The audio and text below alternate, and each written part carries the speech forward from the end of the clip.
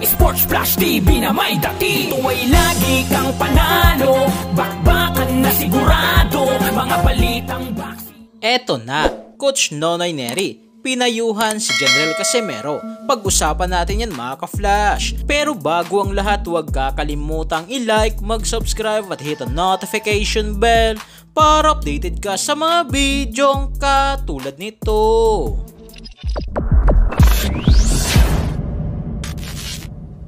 Sa panayam nga po mga ka-flash ni James Siasat sa dating coach ni Angas ng Pinas, 3 Division World Champion General Cuadro Alas Casimero na si Coach Nonoy Neri ay hindi na ito nagpaligoy-ligoy pa at sinabi ang katotohanan sa naging performance ni Casimero versus former IBF Super Bantamweight Champion Yukinori Ogoni. Ayon nga sa kanya, nakita nga ron niya na gusto ni Casimero ng one-punch knockout, walang diskarte o walang decoy, na ang iniisip nga raw ni Casimero ay knockout. Pero ang problema ay hindi niya kayang ma-knockout ang dalawang naging huling laban nito na sina Filippo Sitombua at ngayon naman ay si Ogoni.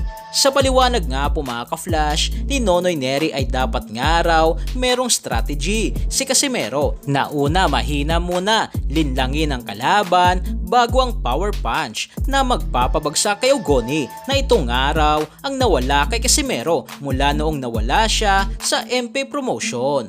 Dagdag pa ni Coach Nonoy Neri na palaging nagmamadali si Casimero sa laban, na birada na lang ng birada, na hindi nga raw alam ni Coach Nonoy Neri kung ano ang problema niya sa kanyang corner. Pero nabalitaan nga daw ni Neri na may lagnat ito, na yan nga ang naging paliwanag ni Casimero matapos ang nakakahiyang resulta at nakakadismayang technical draw na desisyon.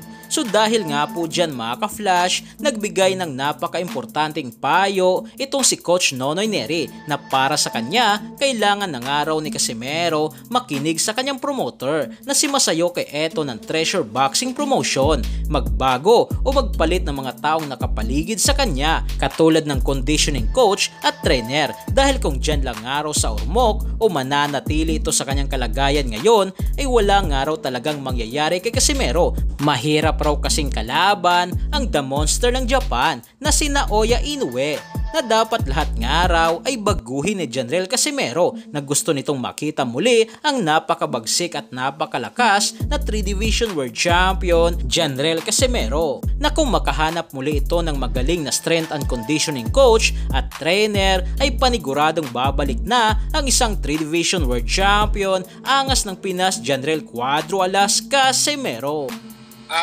Magbago ng conditioning trainer, kasi pag dyan lang, mag-stick siya dyan, parang wala eh, mahirap yung inuwi na kalaban eh.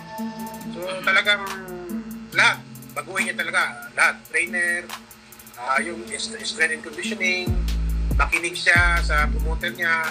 So yan lang para sa ating balitang boxing. Ano bang masasabi nyo tungkol dito? Para sa inyong komento at reaksyon na i-komento nyo na sa baba. Hanggang sa muli, ito ang The Sports Flash TV. Sports Flash TV na may dati. Ito ay lagi kang panalo, bakbakan na sigurado, mga balitang boxing. Ito laging bago, balitang boxing, laban na kasado, di papahuli pagdating sa bakbakan, mga pambato na patuloy ang laban. Sasaliksikin ang bawat babalita, talagang diin, bawalang mahina sa loob ng ring. Merong pambihira, mga kamao na nagiging bida.